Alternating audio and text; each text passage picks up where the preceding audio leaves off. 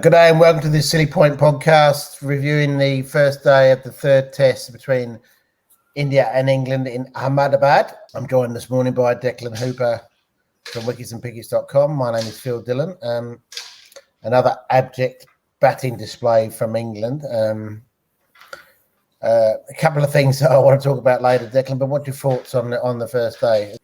It seems to be death, taxes, and England middle order collapses. Hey, I thought, like, starting off with it, looking at the squad selection, it looked like England put all their eggs into the seamers basket for the pink ball test.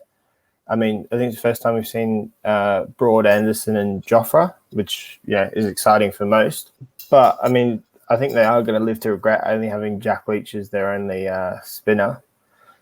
India probably chose their team a little bit wiser and kind of had both bases covered with Bumrah and Ishan Sharma in his 100 tests, but also having Ravi Ashwin and Axar Patel as the two spinners probably I think will probably pay dividends in the long run, and it was already paid dividends for them.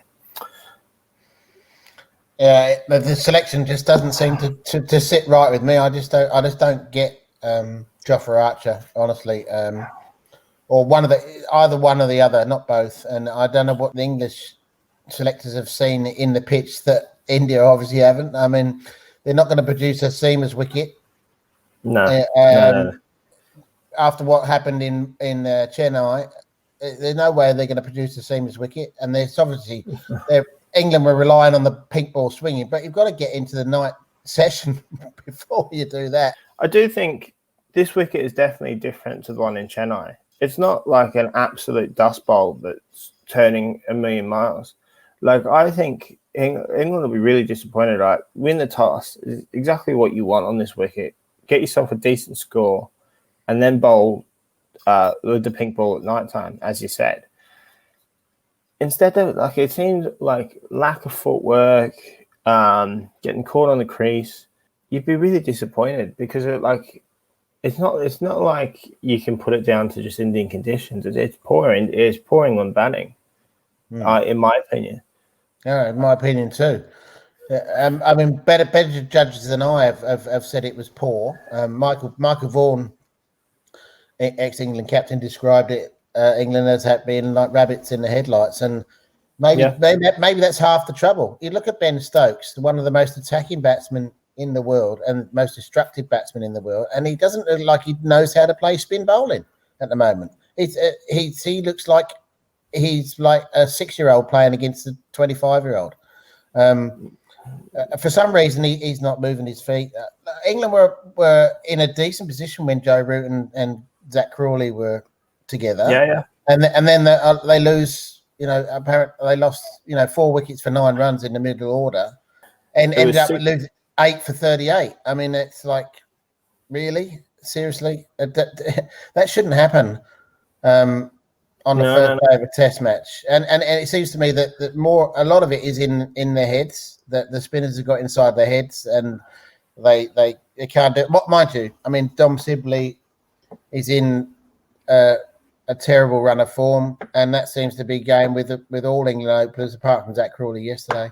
So again, you're 1 down with or 2 down with 30 on the board, and Joe Root's having to come in and try and save the day yet again. He can't do it every time. That's the problem. He cannot do it every time. But the thing that would be worrying for me, I mean, I'm not an England supporter by any stretch, but the thing that would be worrying for me is you're more experienced kind of players around him and not scoring runs. And, like, granted, if they're like younger players or whatever and need to get into a test arena, I mean, India's a hard place for any test player to go and play.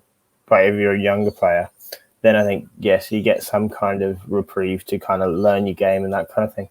But like Johnny Bester has played in the IPL for the last 4 years. Ben Stokes, same. Ben Stokes has played in India before. These more experienced players that really should be the stalwarts for England are not performing. Yeah, the other thing is Declan, is this rotation policy or this policy of allowing people to go home and then come back in? It puts so much pressure on Johnny Bairstow's coming to that side, coming in at number 3 without any match practice whatsoever. He's been probably playing in the nets, over the last couple of weeks, but nothing that's going to put him into form against somebody like Ravi Ashwin, who's got 397 Test wickets now, and Axar Patel, who's got his second 5 in a row. It's hardly ideal preparation to come up against 2 of the best spinners in the world, and he expects him to come in at number 3, and obviously 2 for 34. Joe Root comes in again, shores it up for a little bit, but as I say, you can't expect him to do it every time. I just find it, the policy that they're using. Okay, I understand, right, trying to rest players, and it's been a difficult situation with COVID and stuff like that, being in bubbles and stuff like that. But I don't know whether they want to get to win to go to the Test Championship final or not. It doesn't seem to me like they want to win this game. It doesn't seem to me that they've got any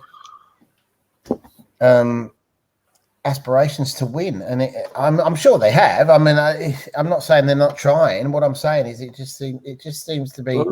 Well, the thing is, right? Are they going to go do this rotation policy when they get out to Australia and play at the Ashes? Like, I wouldn't think so. No, I mean, as an Australian fan, I hope they bloody do, but I doubt they will. But you'd have to say this is probably the second biggest Test series after the Ashes. Oh, without shadow. You got England, Australia, England, India, Australia, India, and those are the 3 biggest series going at the moment. And you're playing. You'd just almost treating it like a warm-up game. You know what I mean? Look, obviously, India are in a good position after this first day. However, I do think you see how quickly it changes. Like, Virat Kohli going is in the last over of the day is a big one. Rohit Sharma, another 50, second in the row, look good, and I think that might be crucial because I think the first inning runs is so important, especially saw the last Test how important first inning runs is. I mean, India are only 13 off England now. I mean, even if you can get to 200, 250, then you're looking like anything can happen, which is crazy, considering we've still got 4 days to play. Some of the reviewing, some of the decisions in general, I thought, they have to be talked about. I think, first of all, Johnny Bairstow's review. I mean, come on, mate. Like, that's as plumb as you'll ever see. Well, it's a waste of a review, basically. And then you get Joe Root, who I think was absolutely stiffed. I think looking at that, I mean, yes, it goes to umpire's call, but I think the way that them lines were drawn, I think I'd be very disappointed if I got out by that. That Ben Stokes catched or didn't catch. I mean, to me, it looked like he dropped it.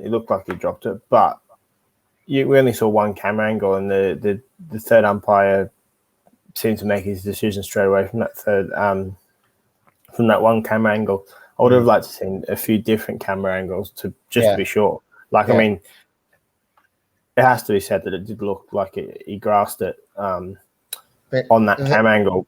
But trouble is with camera angles and replays and stuff like that, it's like a 2-dimensional thing. It's not a 3-dimensional thing, so you don't understand. You can't see what happened underneath the ball. To me, it looked. My first thoughts was, that's not out. That's hit the ground. That was my first thoughts. But the way the England players reacted, and Ben Stokes in particular, he honestly thought that he caught it. And if you'd seen another camera angle, it might have shown him something different. Well, that's it. And the initial soft decision, whatever they call it, was out. What? Yeah. Now, look, again, we had a Kohli for berating the umpire in the second Test about a decision. England shouldn't have had a go at the on-field umpire. Their original decision was out. Their soft decision was out, so it's not their fault. Third umpire He was the one who made the decision. So if they're going to slam anyone, have a go at him. Don't go at the guys in the middle, because they've given the soft decision as they've seen it, and then the third umpires have seen it differently and said that Ben Stokes grounded the ball. Now look, you and I have said it looked like it grounded. Most observers from that would say yes, the ball was grounded. Most of the commentators said the ball looked like it hit the ground. But the way the England players reacted, there must have been something in it. I don't know. I mean, it almost seemed to be like it could be, umpire's call. Hey, it was. Well, yeah, exactly. I do think England looked like they were getting frustrated in the afternoon. Like obviously that, but then a few other things like the lights going out and that kind of thing in the new stadium. Great to see 50,000 people in the new stadium as well. So, yeah, England looked like were getting frustrated, like the lights going off, and the bowlers getting quite aggy. It doesn't bode well for moving into the next day when you've still got Rohit Sharma and England and India only 3 down. I think for England this afternoon, it has to be early wickets, and it has to be in this first session. They need to roll through 4 or 5 wickets if they're a chance of salvaging this test. What do you think? Absolutely. It's like they got a new man at the crease. Kohli got out, the last over, which was obviously a massive wicket. You can see by Jack Leach's reaction, he wasn't jumping around saying, well, he was angry. He was angry at what has happened, because once again the bowlers are trying to dig the batsman out of a hole, and that there comes a time when they can't do it. They can't do it all the time, and you're behind the game all the time. You somewhere down the line, somebody's got to stand up and say, right, okay, we've got to stick in here, and even if it means like playing against your instincts, get in there, get stuck in, and stay around and try and accumulate some runs. The one thing that England need to do as well when they get back at the crease is to rotate the strike. That's one thing they don't do.